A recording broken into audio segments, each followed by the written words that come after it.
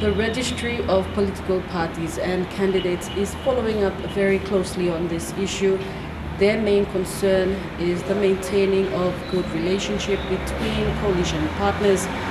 Good relationship between coalition partners means political stability, and political stability means economic growth and effective service delivery. But having coalition governments also raises the whole issue of political stability.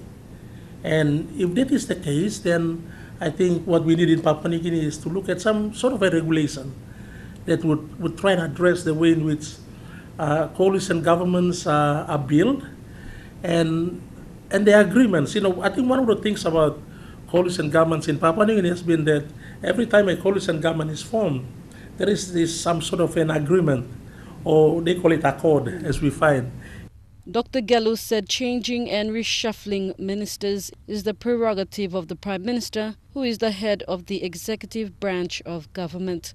He said his office's interest now is to see whether parties will remain intact despite the sacking of the MPs, particularly the two political party leaders for URP, William Duma, and the party, Don Pollier.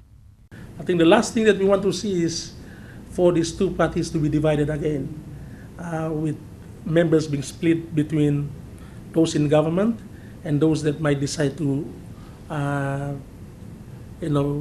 move their support elsewhere. Dr. Gelu explained that currently there is no law that stops a member of parliament from moving parties. However, he said it is not his office's interest to see divisions in the parties, whatever the caucus decides. The Prime Minister has claimed instability for his action, while the opposition says there are other reasons. With that, he is calling on the former ministers to join him. Opposition's door is open, always open. So if they so wish to join opposition, I have too many empty seats in Parliament. However, sacked Treasury Minister Don Pollier vowed to stay on the course.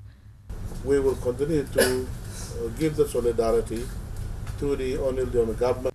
Meantime, Dr. Gelu said a draft copy of amendments to the Organic Law on the Integrity of Political Parties and Candidates has been submitted to the National Executive Council for perusal. He said Parliament is most likely to deliberate on this in the chamber before any approvals for a review on the OLIPAC is considered. Bernadette Effie, National MTV News. Especially decisions that the executive government makes, decisions that the Parliament makes,